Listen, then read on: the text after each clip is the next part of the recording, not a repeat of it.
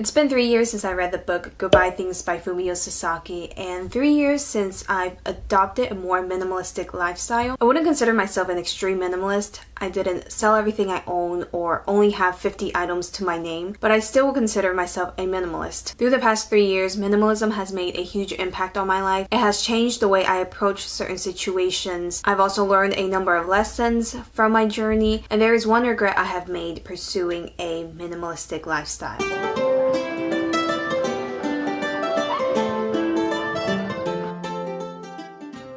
When I first embraced minimalism, I felt a bit of a weight lifted off my shoulders.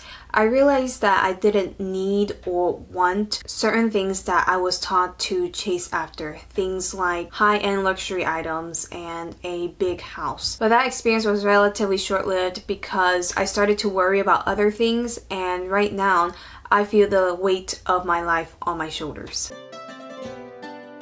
Because of minimalism, I started to operate from the mindset of simple is better. I apply this in different settings, from decorating a room to naming the heading on the document that I'm working on.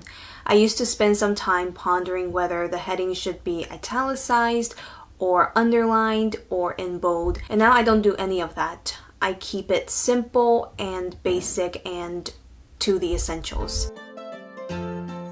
Minimalism has made me very sensitive to clutter, and that's a good thing because it motivates me to keep my space clean, but it is difficult maintaining that for a long period of time, especially when I'm working. It's so easy for my desk to be filled with papers or for clothes to pile up on the clothes chair because there are clothes that are not dirty enough to go into the laundry basket but not clean enough to go back into the closet. It's also difficult to maintain a decluttered space when living with others and they haven't adopted a more minimalistic lifestyle. Their definition of cleaning is to organize things, while my definition of cleaning has evolved to getting rid of things that are not needed. Because of this difference, it can lead to clashes and disagreements. I don't have full control over my physical environment, so I try to focus on the aspects that I can control. One environment I have full control of is the digital environment.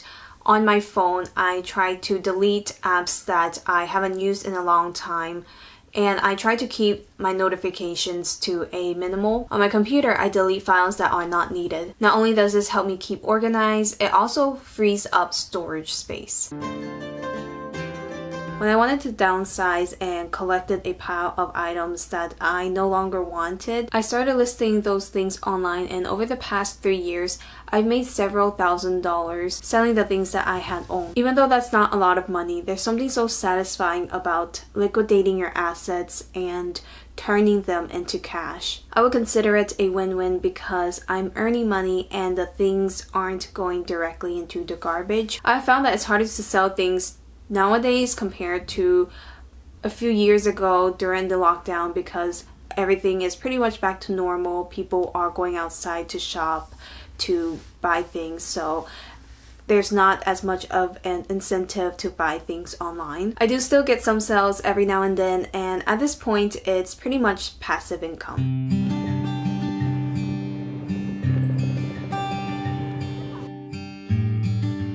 One suggestion in the book Goodbye Things is to buy things individually rather than in bulk. When people buy things in bulk, those things tend to expire before they can be used. So not only are the items wasted, money that was spent on the items was also wasted. Also, the items tend to take up space in the meantime while they're waiting to be used. I live in New York City and there are discount stores on every block, but I can't imagine running to the store every time I'm about to run out of toilet paper. Buying in bulk not only saves money, it also saves time, and I love a trip to Costco.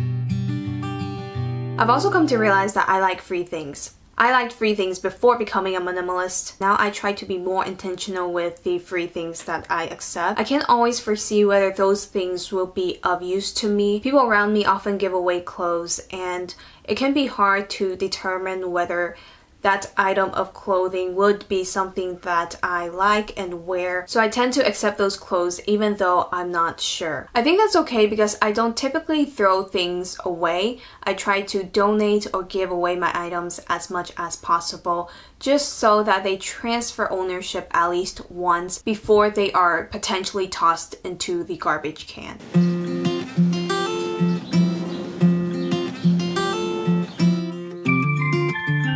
I don't regret embracing a more minimalistic lifestyle, but there is one thing that I wish I hadn't done, and that is throwing away handwritten notes people had given to me over the years. I kept a box in my closet of notes that people had written to me on retreats, on birthdays, and Christmas, and I would read them from time to time. I enjoyed reading them and I was attached to these notes. One suggestion in the book was to take pictures of things that we're emotionally attached to so that it's easier to let go of the physical versions of them. That is what I did with those notes, but ever since I made them digital, I haven't read them since. There's something vastly different about the physical copy of the item versus the digital copy, and I can't explain it super well, but I know that other people feel the same way. There's a reason why people still buy physical copies of books rather than just downloading the e-version. I don't know where in the world those notes are anymore, but going forward,